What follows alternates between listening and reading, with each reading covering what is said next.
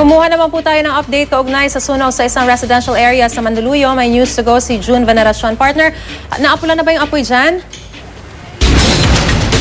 Partner, napula na ito mga bandang 8:37 ng umaga, pero isang napakasaklap na Pasko ang naghihintay sa may 60 families dito nga sa Barangay Addition Hills, Mandaluyong City. Makaranyang tumama ang isang sunog dito sa kanilang lugar bago mag alas 8 ng umaga. Sa estimate ng Bureau of Fire Protection, mga nasa 25 to 30 houses ang natupok dito, Maris. Nagsimula daw ito sa isang bahay na nirerentahan ng isang Pakistani national, at ang hinala ng mga fire investigator ay faulty electrical wiring yung naging sanhi ng sunog. Ang estimate nila dito mga 400,000 yung naging damage ng sunog na hindi naman tumagal ng isang oras. Ang mga apektadong residente rito, actually, itong lupa na kinakatayuan ng kanilang bahay ay pagmamayari doon ng national government.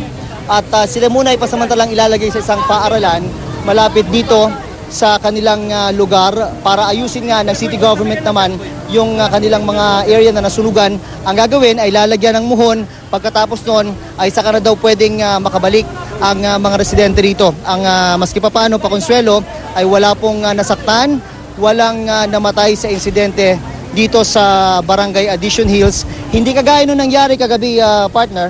Napakasaklap yung nangyari dito, hindi kalayuan na barangay sa Mandaluyong din, kung saan 4 na mag-iina yung namatay sa isang sunog makarang matrap sa CR ng tinitirhan nilang bahay, at napakababata ng edad, partner. Makuha na rin natin direktamente mula kay Chief Inspector Nahum Taroza, ang Fire Marshal ng Mandaluyong. Sir, pwede po bang maibigay na yung pagkakakilanlan ng mga mag-iinang namatay po sa isang sunog kahapon dito sa inyong lugar?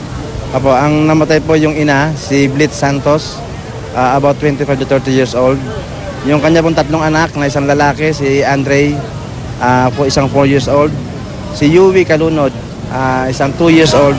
At yung isa, yung 1 year old, si Chelsea Kalunod. Paano po nangyari at napunta sila sa CR nung kanilang kwarto?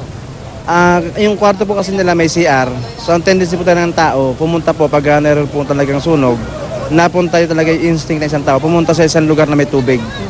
So doon po sila na tumago. Hindi po nila alam na yung apoy ay gumagapang sa kisame. Kasi po yung bahay po nila ay yari po sa kahoy.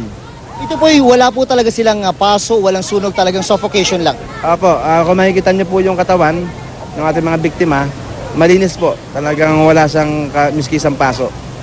Kaya siguro, Maris, ngayong magpapasko, magbabagong taon, talagang ingat na lang po tayo. Dahil sa mga ganitong pagkakataon ay nagiging dali lang. At naano yung tubig, yung tubig ng bumbero ay napagot, kaya nagtakbuhan ng ang mga tao dito, partner. Pero minor lang yan, basa. Pero ang pinaka-importante siguro ay maging maingat po talaga tayo. Dahil sa mga ganitong panahon, sa ganitong sitwasyon, ay nagiging malapit po talaga ang sunog, lalo na sa mga residential area. Tulad na lang dito, Maris. Maraming salamat, June Veneracion.